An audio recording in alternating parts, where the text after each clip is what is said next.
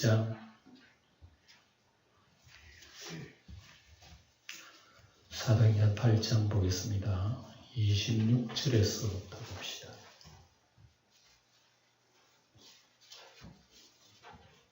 (8장 26절입니다) 주의 사자가 빌립에게 말하여 이르되 일어나서 남쪽으로 향하여 예루살렘에서 가사로 내려가는 길까지 가라 하니 그 길은 광야라.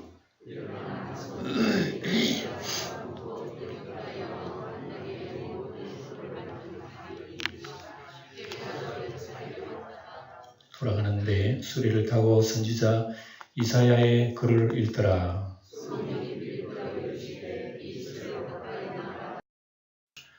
빌립이 달려가서 선지자 이사야의 글을 읽는 것을 듣고 말하되 읽는 것을 깨닫느냐.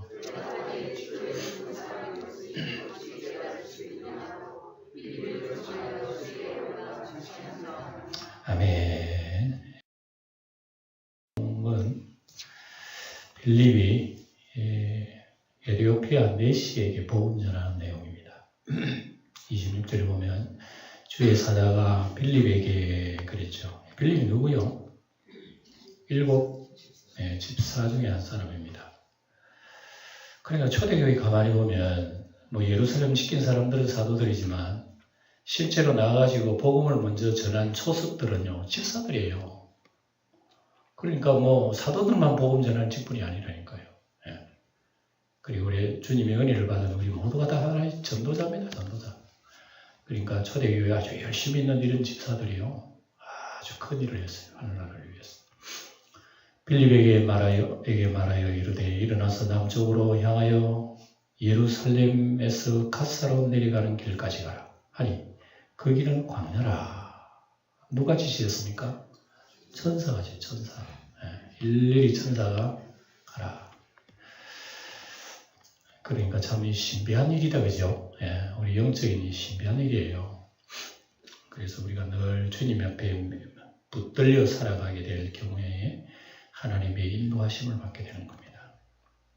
그리고 특수한 상황에서는 전도할 곳과 방향도 알려주시는 보십시오. 광야에 누가 간다고 어떻게 알아요? 그러니까 그때는 천사들이 다 요즘 말로 하면 내비게이션 어디에 누가 있다, 저 사람에게 가라 말라 다 천사들이 하늘에서 지켜보고 계시죠. 그러니까 광야는 상식적으로는 전도할 곳이 아닙니다. 전도할 곳이 아닌데 전도할 사람이 있어. 이게 주님의 마음이에요. 우리는 그런데 전도되겠나 그러지만 또 전도할 수가 있고요. 잘 믿을 것 같아도 못 믿는 사람도 있고 사람하고 주님의 어떤 시야가 약간 차이가 있어요. 그러니까 이렇게 지시를 하니까 빌립이 아멘 하고 순종한 거예요. 그 이유를 말하지도 않고 묻지도 않아서 오직 순종입니다. 예 하고 빌립이 움직이게 됩니다. 그래서 일어나 그랬죠. 그 소리를 듣고 다른 토붙이지를 않아서 광야에 뭐가 있으면 그것도 없어요. 그냥 일어나서 에티오피아 사람 곧 에티오피아 여왕 간다게의 모든 국고를 맡은 관리인 네시가 예배하러 예루살렘에 왔다가 뜻밖의 인물을 만났다고 합니다. 에티오피아의 권세자예요. 그러니까 에티오피아의 여왕의 국고를 맡았으면 요즘 말로 뭐래요? 재무장관인가? 대단해요. 재무장관하면 또 달라.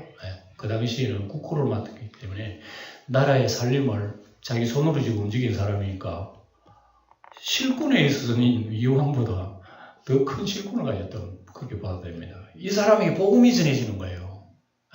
이게 여러분 특수한 일입니다. 사람이 못하는 일입니다. 그래서 이 에티오피아의 간다게가 먼 곳에서 예루살렘에 하나님께 예배드리러 왔다가 가는 거예요. 그리고 이 사람이 유대인이었는지는 그거는 모르지만 어쨌든 에티오피아에 왔다 그래요. 에티오피아 사람으로 봐야 되겠죠. 그래서 에티오피아 사람이 어떻게 여호와 하나님을 믿었나 이거죠. 우리가 생각하면 궁금한 점이 한두 가지가 아니에요.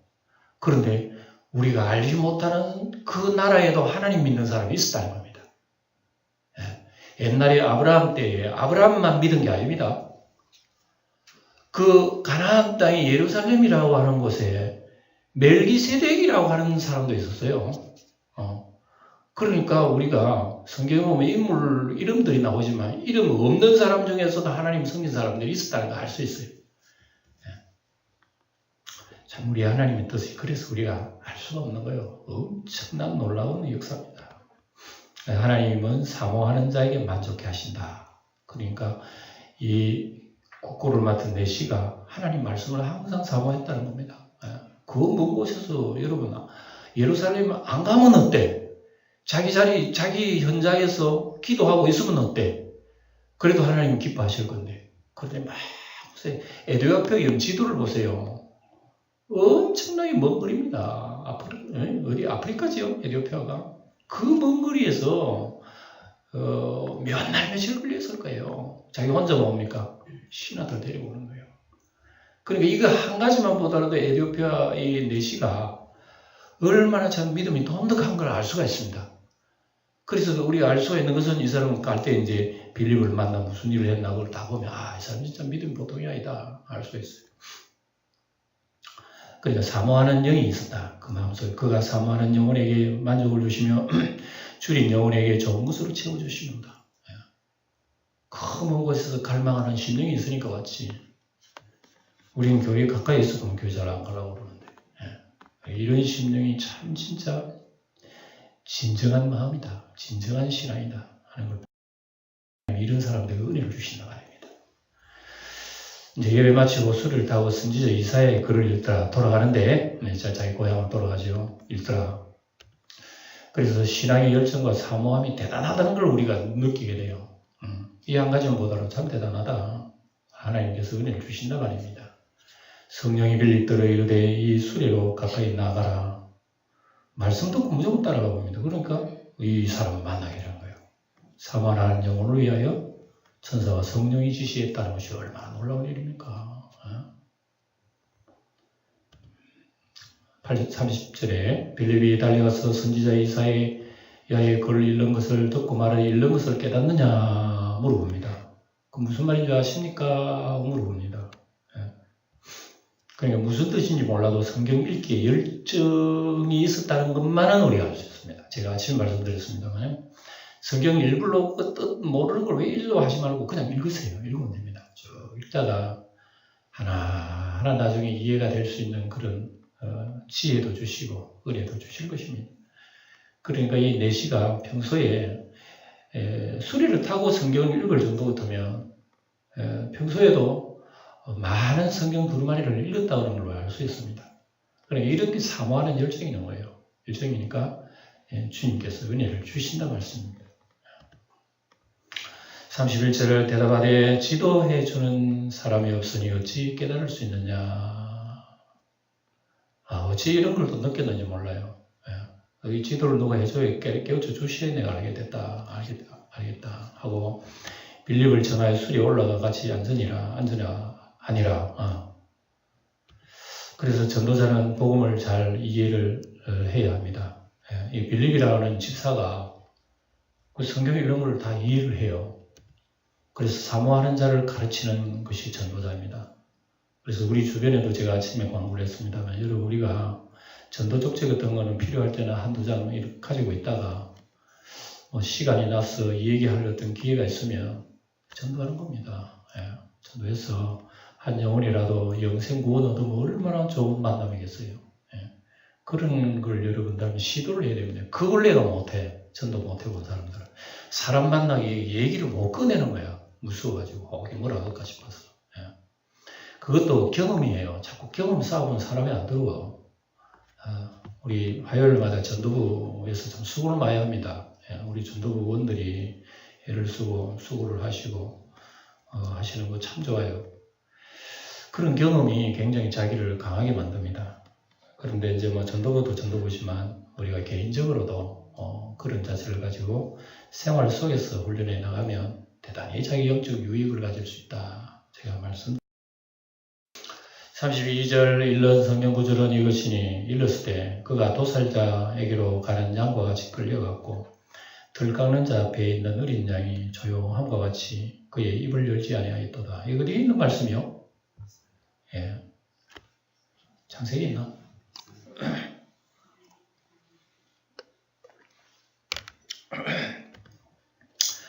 이사야 53장 읽고 있었습니다. 어린 양이 고난장이죠. 이 말씀은 율법 선생들도 자기들도 읽고 있지만 이게 무엇을 의미하는지는 율법 선생은 잘 몰라요. 그래서 성령이 좀 밝혀주셔야 우리가 지혜가 열려. 메시아 말 같기도 하고 메시아가 어떻게 도살을 당하는 양처럼 죽는 거예요. 그거는 이해가 안 되는 거예요. 그래서 대체적으로 율법 선생들이 이거를 읽지만은 무슨 얘기인지 잘 몰라요. 메시아가 이럴 리가 없다는 거죠. 자기들 생각을 먼저 앞세우는 거예요. 그래서 예레미야 2장에 보면 율법을 다루는 자들은 나를 알지 못한다 이런 말씀이에요. 율법 선생들이 하나님 몰라. 하나님 가르치는 사람이 하나님 모른다니까. 그러니까 우리 이 한 구절을 보더라도 이스라엘 백성들이 신앙을 알 수 있죠. 그들은 정말 자기들이 다 박사인 줄 알아. 박사들이 진짜 아무것도 몰라. 그러니까 하나님의 아들 죽이지. 예수님의 십자가 희생은 결국은 이 문제입니다. 이 문제. 왜 예수님이 십자가 희생이 됐느냐? 무식해서 그래서. 사람들이 무식해가 예수님 죽여버린 거예요. 그래서 요한복음 1장에 예수님 뭐라고 했어요? 빛이 어둠이 깨닫지 못하더라는 거예요. 참 답답한 노릇입니다. 예수님께서. 세상 그로 말미암아 지음바 되었으니 세상이 그를 알지 못한 거예요. 예수님 모르는 겁니다. 오늘 여러분 제자들도 예수님 말씀 모르잖아요. 우리 친구 나사라고 잠들었다 그래요. 잠들었으면 잘 잤다가 왜 일어나면 건강하면 되지. 말로 가려고 그럽니까? 제자들도 그 말을 몰라요. 그러니까 하나님 말씀은요 반드시 우리 영성을 열어주셔야 안다는 겁니다. 하나님의 영이 우리를 열어주셔야 말씀이 이해가 돼요. 그래서 제가 아침 말씀드린 거 하나님 말씀 평소에 읽어두라는 얘기입니다. 읽어두면은 주의 영이 점점 빛을 주십니다. 그럼 우리가 영성이 좀 밝아지고 더 우리가 은혜를 알게 되고 하나님 노래할 수 있게 되는 거예요. 믿음의 가치를 알 수 있고. 33절 그가 굴욕을 당했을 때에 공정한 재판도 받지 못하였으니 누가 그의 세대를 말하리요. 그의 생명이 땅에서 빼앗김이로다 하였거늘. 이사야 53장 계속 나오는 이 말씀을 아주 쉽게 이렇게 번역을 해서 말씀하고 있습니다. 그 내시가 빌립에게 말하되 청컨대 내가 묻노니 선지자가 말할 것이 누굽니까? 누구를 가리킴이냐? 자기를 가리킴이냐? 타인을 가리키면서 모르잖아요. 율법 선생들도 모르는데 뭐 자기도 모르죠. 누구를 가리킵니까? 그렇게 빌립이 이제 얘기합니다. 입을 열어 이 글에서 시작하여 예수를 가르쳐 복음을 전하니 그랬습니다. 빌립은 집사지만 성경 지식이 아주 깊어요. 그러니까 우리가 누구에게든지 하나님 복음을 전한다면 복음을 전할 수 있는 그런 여러 마음속에 복음을 담아둬야 돼요. 담아둬야 우리가 입을 열어 얘기할 수 있고 그렇지 않으면요. 누구 질문해도 잘 몰라. 어떤 걸 하는지. 잘 모르면 하는 말이 있죠. 그냥 교회 가면 교회 나오면 안다. 교회 나오면 안다. 어린 양의 희생은 결국 그리스도 예수의 십자가 희생이라고 설명을 합니다. 이 어린 양이 누구냐? 그리스도입니다. 그리스도 그분은요 십자가 희생으로 죽게 되는 겁니다. 뭐 이렇게 설명을 하면 그래요? 그럼 예수님이 그리스도란 말이요? 뭐 이렇게 해서 그들이 주고받는 말씀 속에서 내시가 깨닫게 됩니다. 그리스도 예수 그분이 그리스도구나. 그래서 내시는 이 설교의 말씀을 듣고 성령의 감동을 받아요. 감동을 받으니까 마음 문을 열게 된단 말입니다. 그래서 복음을 전하면은 내가 전한 복음이 감동이 되어가지고 이 사람 예수 믿는 게 아니에요. 여러분 착각하지 마세요. 내가 어줍잖게 전해도 성령의 감동이 있으면 이 사람 변화합니다. 근데 내가 아무리 지혜로운 얘기를 해도 성령의 감동이 없으면 반응도 없어요. 그러니까 우리가 믿고 안 믿고는 누가 하느냐 하면 사람의 말에 있는 게 아니라 말입니다. 누구의? 성령에 있다. 성령의 감동. 그러니까 참 우리가 성령을 의지하고 바라봐야 할 이유가 바로 그겁니다. 우리 마음을 열어야 되는 거죠. 9절에 36절 길 가다가 물 있는 곳에 이르러 그 그 내시가 말하되 보라 물이 있으니 내가 세례를 받으면 무슨 그림이 있느냐. 그러니까 세례를 받아서 주님의 자녀가 되고 싶다는 가슴속에 갈망함이 생기는 거예요. 예. 그러니까 복음을 믿는 내시는 세례받고자 하는 열정이 있었던 거예요. 오늘날처럼 여러분 세례 안 받으려도 그러는데 억지로 세례 받아야 된다는 그거는 여러분 이게 사실은 복음적이지 않습니다. 세례는 뭐냐면 내가 갈망을 해가지고 난 세례 받지 않으면 안 돼 하는 그 자세를 가지고 우리가 교회 나오고 우리 주님 말씀을 들어야지. 구역장이 귀찮아 전화를 해가지고 귀찮아서 내가 못 살겠다. 그리고 나와서 세례 받는다면 그거 안 돼요. 그건 세례 받아도 세례 의미도 모르는 거죠. 그래서 오직 우리는 기도할 때에 연약한 성도를 위해서 하나님의 은혜로 감동해 주셔서 꼭 마음을 열어서 주님 앞에 나오게 해주세요. 그러면 그 사람이 정말 눈물 흘려 세례를 받게 되는 겁니다. 세례는 이런 감동이 있어야 세례인 거지. 예. 그만 물만 치고 받는다고 세례가 아니라는 겁니다. 믿고 세례 받으면 본인의 사모함과 열정이 이렇게 생겨난다는 겁니다. 진정한 믿음이 바로 열정이 생겨나요. 마음속에. 38절 이에 명하여 수레를 멈추고 빌립과 내시가 둘 다 물에 내려가 빌립이 세례를 베풀었어요. 세례 베푸는 일에는 특권성이 없어요. 누가 세례를 베풀었다고? 빌립이 뭐예요? 직분이? 집사예요.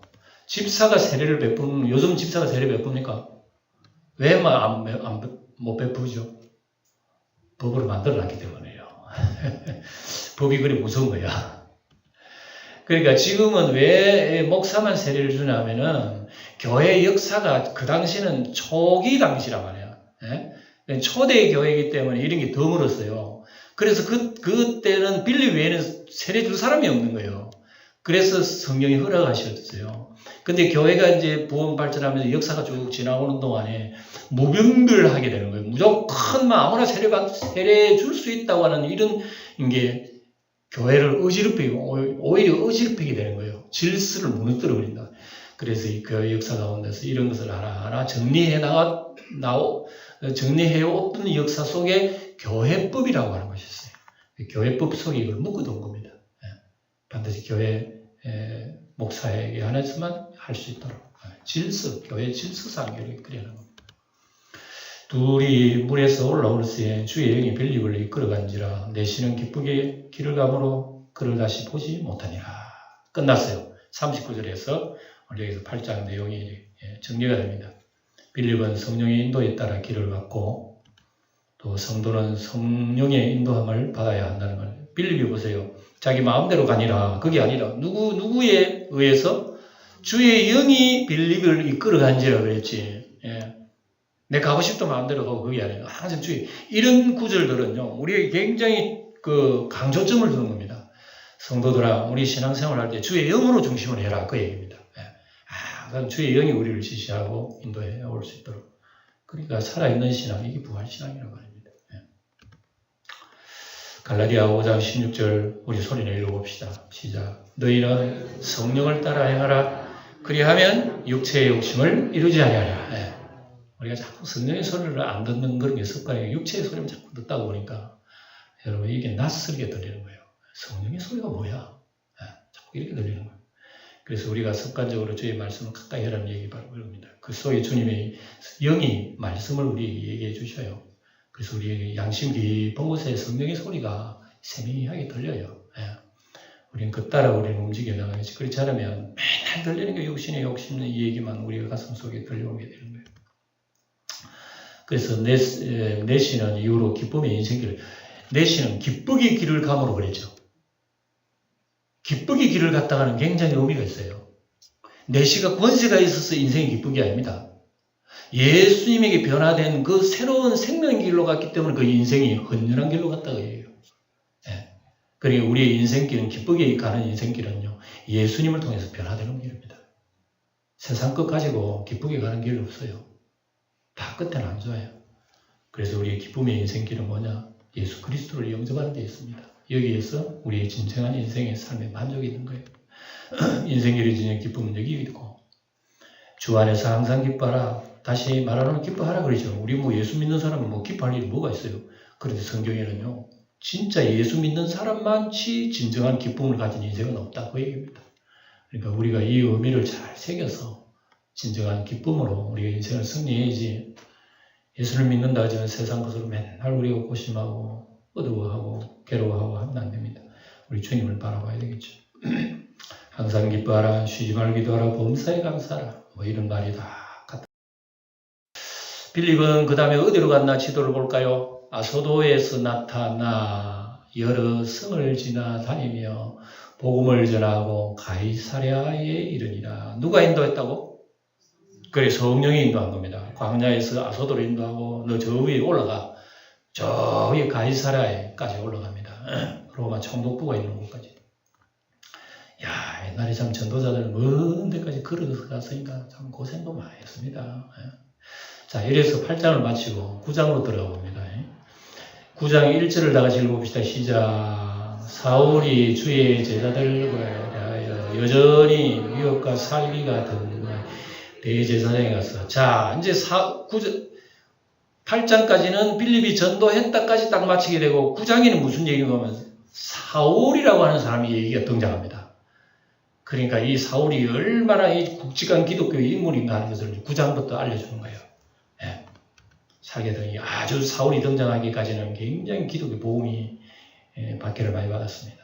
복음이 이방으로 전파하면서 사울의 변화 사건이 나타납니다.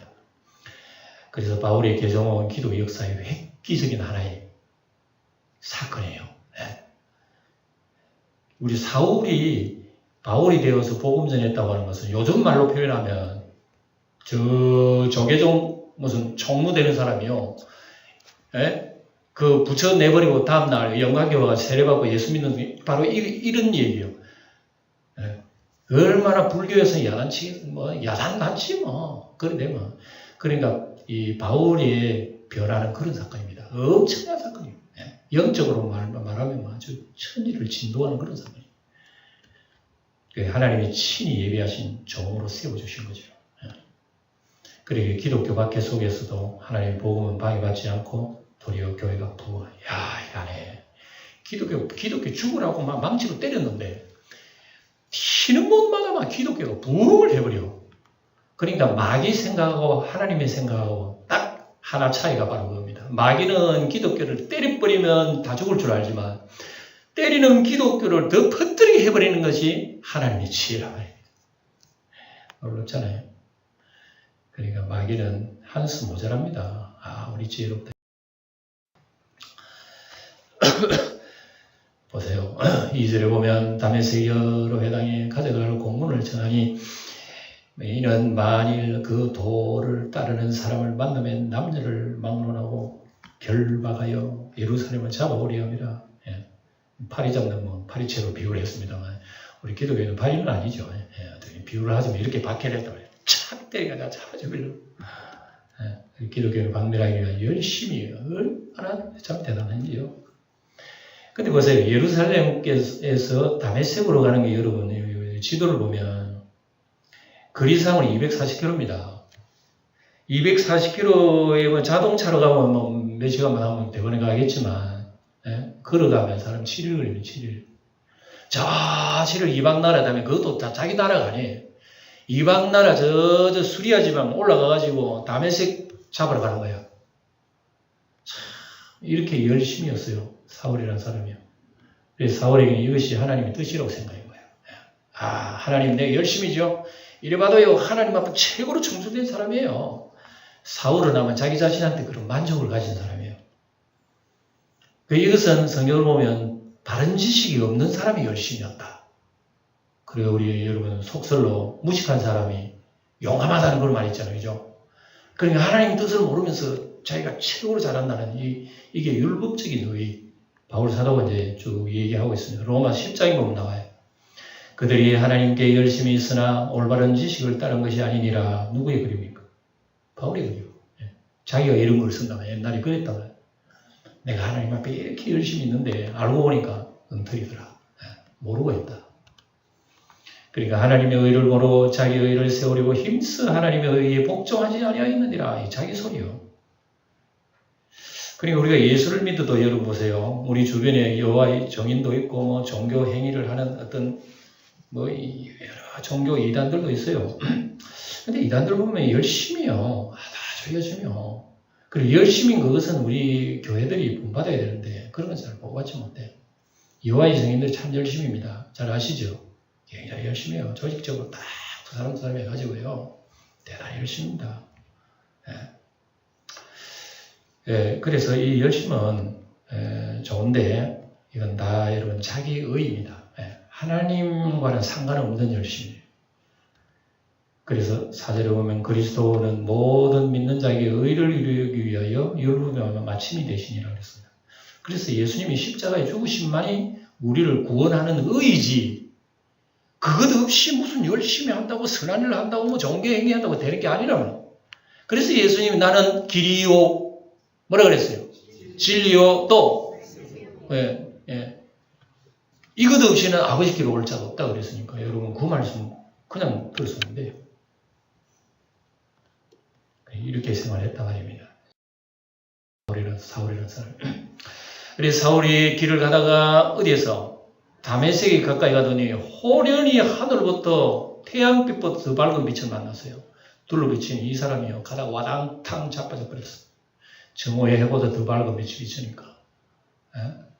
여러분 한번 생각해 보세요. 갑자기 태양보다 더 밝은 내 앞에 확 다가왔다. 안 넘어질 수 있겠어요? 그러니까 이 사울이라서 그 순간에 이 안질이 다 가버린 거예요. 태양빛 3초 보면 여러분 안질 갑니다. 그거보다 더 밝은 게 물이 탁 비춰버려서 안질 가버려요. 지금 사울이 그랬어요. 누가 그 태양보다 더 밝은 사람이라고요? 그렇습니다. 부활하신 예수님은 강렬한 빛을 나타내요. 예수님이 일부러 나타나려고 강렬하게 하려고 그런 게 아니야. 그냥 자연스럽게 나타낸 예수님 앞에 인간은 자기가 밝은 줄 알지만 자기보다 더 밝은 자를 만나니까 자기가 자빠져 버린 거예요. 이 사울은 이 빛 앞에서 자신이 얼마나 어둡고 무지한 인간인데 드디어 깨닫습니다. 이거 뭐야? 내가 이렇게 무지했단 말이야. 이거 사울은 자기 자신을 이렇게 깨닫는 것이죠. 그래서 고린도후서 4장에 보면 나와요. 어두운 데서 빛이 비치리라 말씀하시던 그 하나님께서 예수 그리스도의 얼굴에 있는 하나님의 영광을 아는 빛을 우리 마음에 비추셨느니라. 여러분 이것도요. 우리 마음에 여러분 마음속에 예수 믿는 것도요. 어두운 여름의 마음속에 주님이 빛을 비춰줬기 때문에 여러분 이게 진리구나 하고 예수 믿는 거란 말입니다. 그러니까 우리 고린도후서 4장 6절에 보면 이게 나오잖아요. 내 마음의 어둠에 지금 누가 비춰줬구나. 예수님의 빛을 내 마음속에 비춰줬기 때문에 내가 예수 믿는 거구나. 바울이 나오는 우리나 마찬가지예요. 이런 식으로 변화됐다고 해요. 예수님을 성령과 말씀으로 만나면 우리 자신과 하나님의 영광을 알게 돼요. 우리는 날마다 예수의 빛을 바라보며 살아야 되는 게 바로 이거예요. 주님 어둠에 헤매지 않도록 날 도와주세요. 오늘 하루도 주님의 빛 가운데서 말하고 행하고 행동할 수 있도록 하나님 인도해 주세요. 그리고 나를 통해서 내 뜻 이루지 마시고요. 하나님 아버지 기뻐하시는 뜻대로 나를 이끌어 주세요. 우리 이렇게 기도하는 게 신앙이에요. 거듭남이라는 것은 바로 이런 겁니다. 예수 만나는 일. 땅에 엎드려져 들음에 소리가 있어 이르되 사울아 사울아 내가 어찌하여 나를 박해하느냐 이 소리가 들려오는 거예요. 그래 기독교인에 박해하는 것이 곧 예수를 박해하는 겁니다.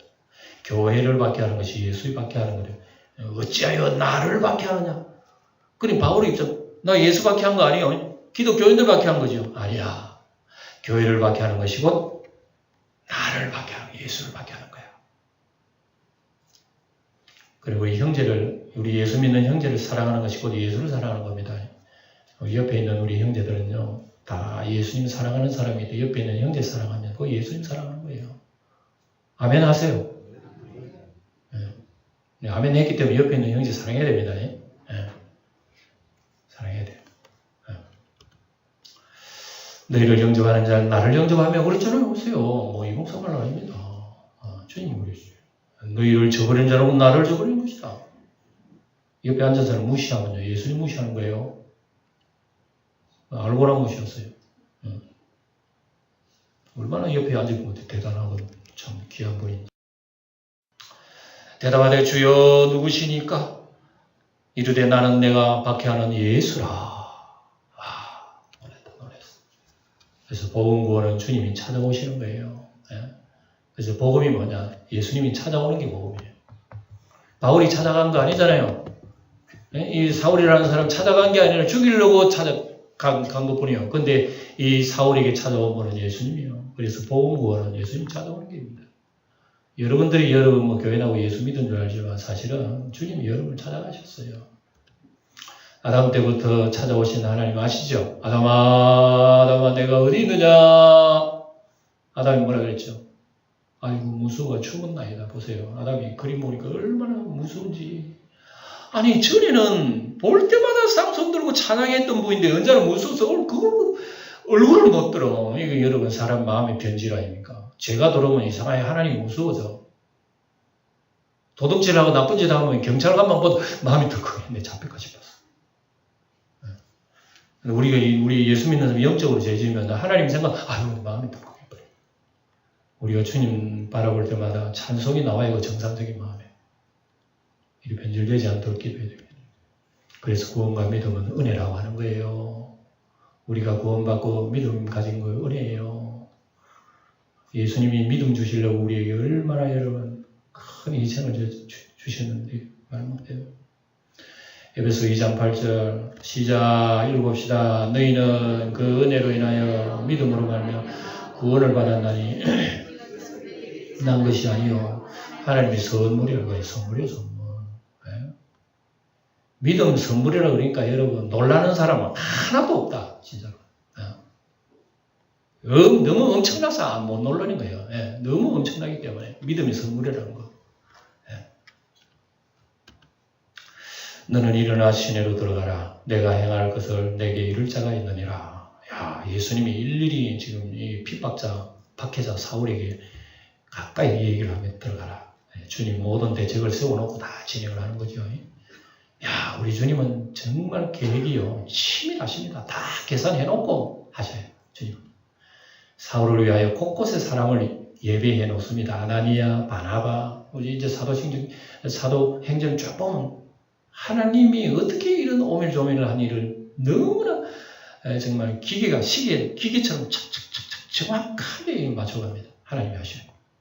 그리고 사도행전은요, 성령행전이라는 이유가 바로 그거예요. 사도행전 성령행전이에요. 믿음의 길만 간다면 우리 걱정할 거 없습니다. 우리 예수 믿는 사람이요. 왜 하나님께서 너희를 먹을 마시고 일부 걱정하지 말라고 믿음의 길을 안 가기 때문에 그래 자꾸 그렇게 닥치는 거예요. 그래 믿음의 길을 가기만 하면 하나님께서 그런 것을 배후에 다 이런 정리해 주십니다. 주께서 내 길 예비하시네. 주께서 내 길 예비하시네. 이제 하루하루를 주를 위해 살리라. 주께서 내 길 예비하시네. 가던 길을 사람들은 소리만 듣고 주변에 같이 갔는데 이 동지들은 아무도 보지도 못하고 말을 못하고 서 있더라. 무슨 일이야 무슨 소리는 우닥 들리는데 무슨 소리야 빛도 못 본 거예요. 그러니까 사울에게만 딱 들리고 야 이게 우리 주님의 능력이에요. 세상에 수많은 사람이 섞여 살아도요 믿는 사람만 딱 믿게 만드셔. 야 이게 하나님 능력이에요. 동행자들 소리만 들어서 빛은 못 보는 거예요. 같은 식구라도 예수 믿는 마음을 누가 몰라. 남편도 모르고. 그러니까 여러분 예수 믿는 게 아무나 믿는 게 아니라는 얘기예요. 바울만이 착각이 아님을 증명한 겁니다. 이게 바울이 착각인 게 아니라는 걸 증명. 주변에 사람 그 소리 들었기 때문에. 그러나 빛은 바울에게만 쫙 비친 거예요. 놀랍습니다. 하나님은 부르심과 구원은 개인적인 일입니다. 절대 예수 믿고 구원받는 건 도매금이 아닙니다. 개인적인 일이에요. 개인적인 일. 이렇게 오래 믿고 했는데 왜 당신 교회 안 나오나 하지 마세요. 억지로 하면 안 돼. 기도만 하고 있어. 때가 되면 우리 하나님께서 다 정리해 주실 거예요. 나를 보내신 아버지께서 이끌지 아니하면 아무런 내게 올 수 없다 그랬잖아요. 다 하나님의 손길이에요. 사울이 일어나 땅에서 일어나 눈은 떠서나 아무것도 보지 못하고 사람의 손에 끌려 다메섹으로 들어가서 이때부터 사울이라는 사람이 양눈의 시력을 잃어버린 거예요. 갑자기 잃어보니까 여러분 끌려갈 수밖에 없어. 사람에게 끌려간 거예요. 그렇게 똑똑하고 지혜로운 사울이 소경이 되어버렸으니 그 신세 어떻게 되겠어요? 아이고 내 신세가 왜 이렇게 돼버렸노? 내가 이렇게 똑똑하고 사람을 가르치는 이 대단한 선생인데 내가 아무것도 보지 못하는 소경이 되어버렸구나. 이걸 깨닫게 하는 겁니다. 우리 예수님이. 예수의 빛을 만나지 못한 사람이 이런 상태예요. 그러니까 예수님을 보지 못한 사람은 자기 소경인 줄 몰라. 이런 것이 오늘에 있는 말씀의 그런 큰 교훈입니다. 빛의 어둠이 깨닫지 못하도록 했잖아요. 사흘 동안 보지 못하고 먹지도 마시지도 아니하더라. 사울이 이래가지고요 예수님 만난 경험을 여기다 기록을 해놓습니다. 놀라운 우리 주님의 역사를 봅니다. 주님만이 사울의 눈과 귀와 생명이 된다는 것을 보여주신 거예요. 자, 먼저는 바른 지식이 없는 열심이 얼마나 무서운 걸 알 수 있어요. 그래서 제가 여러분 아침에 강조한 것은 여러분 영적인 지식을 알아야 된다. 성경을 알아야 하나님 말씀 들을 때 저게 무슨 말이라고 하는 거 알아요. 성경을 모르면요 잘 이해가 안 돼요. 성경을 부지런히 읽으세요. 우리도 전도 한번 해볼까?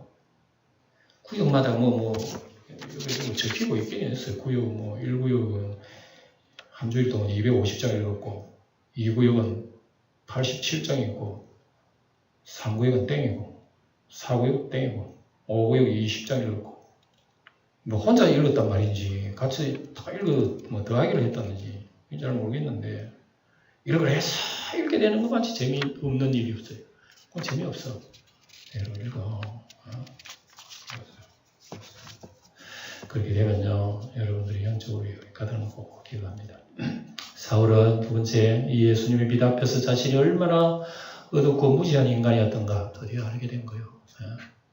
그리고 주님 앞에 자신을 발견해 나갈 수 있어야 합니다. 세 번째, 주님만이 사울의 눈과 귀와 생명이라는 것을 사울은 여기서 깨달아. 예수라는 그분이 나의 눈이구나. 그분이야말로 나의 귀가 되고 나의 생명이구나. 이걸 바울은 여기서 철저하게 깨달았다는 거. 꼭 정리하시기 바랍니다. 다 같이 기도하고 마치겠습니다. 세상을 이처럼 사랑하사 독생자를 주신 아버지 하나님, 우리 주 온 세상에 전파되어 뜻이 하늘에서와 같이 땅에서도 이루어지게 하옵소서. 오늘 우리에게 있는 복음도 중단 없이 흐르게 하사 듣지 못한 자들이 듣게 하시고 알지 못한 자들이 알게 하옵소서. 광야에서도 전도 대상자가 있음같이 의외의 장소 생각지 못한 사람도 구원의 대상임을 알아 주님의 눈과 주님의 귀가 우리에게 있어 광야 같은 세상에서 전도의 대상자를 만나게 하옵소서. 주 예수님의 이름으로 기도하옵나이다. 아멘.